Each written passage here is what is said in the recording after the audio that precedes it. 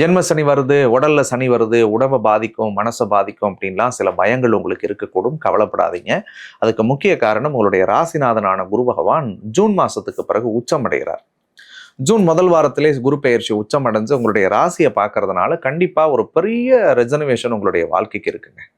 June மாதத்துக்கு பிறகு மீனராசிக்கு ஒரு செகண்ட் இன்னிங்ஸ் அப்படின்னு நான் சொல்லுவேன். இந்த லாஸ்ட் ஒரு 2.5 3 இயர்ஸ், இந்த 4 இயர்ஸ்ல நீங்க பட்ட வழிகள், கஷ்டங்கள், போராட்டங்கள் அத்தனையிலும் ஒரு பெரிய வெற்றியை உங்களுக்கு கொடுக்க போறார். உடல் தெளிவடைய போதும், மனசு தெளிவடைய போதும், புது தன்னம்பிக்கை, புது தைரியம், புதுவிதமான எழுச்சியோடு நீங்கள் வாழ்க்கையில் வெற்றி பெறுவீர்கள். வெற்றி பெற்றே நிச்சயமாக தீர்வீர்கள். அதுல மாற்று கருத்தே இல்லை. குறிப்பா குடும்ப வாழ்க்கையில பல நெருக்கடி, சண்டை, சச்சரவு, போராட்டம், குழப்பம், நிம்மதியே இல்லாம வாழ்ந்துட்டு இருந்தோம் அப்படின்னு நினைச்ச மீனராசிக்கெல்லாம் குடும்பத்துல நிம்மதி, அமைதி, சந்தோஷத்தையும் கடவுள் கொடுக்க போறார்.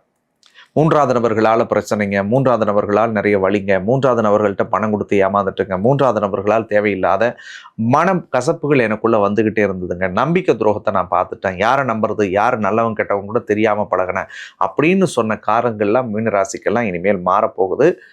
எதெல்லாம் நீங்கள் இழந்தீர்களோ அதை எல்லாம் நீங்கள் பெறப்போகிறீர்கள். யாரால் நீங்கள் ஏமாற்றப்பட்டீர்களோ அவர்களுடைய வழிகளையும் அழிவையும் நீங்க கண்ணு முன்னாடி பார்ப்பீங்க. மீனராசிலாம் போதும் நீங்க மகாத்மாவா வாழ்ந்தது. நமக்கு கெடுதலே பண்ணாலும் அடுத்தவங்களும் நல்லா இருக்கணும்னு நினைச்சு வாழ்ந்தது தான் உங்களுக்கு மிச்சம். ஆனா அப்படி வாழ்ந்து நீங்க என்னத்தை சாதிச்சுங்க? மனசாட்சியை கேட்டு பாருங்க. எல்லாருக்கும் நல்லது செஞ்சுட்டு வழியை தாங்க நீங்க அனுபவிச்சுங்க. சிரிச்ச முகத்தோடு குழந்தை மாதிரி நீங்க வழியை தாங்கிக்கிட்டா கூட உங்க இதயம் தாங்குமா?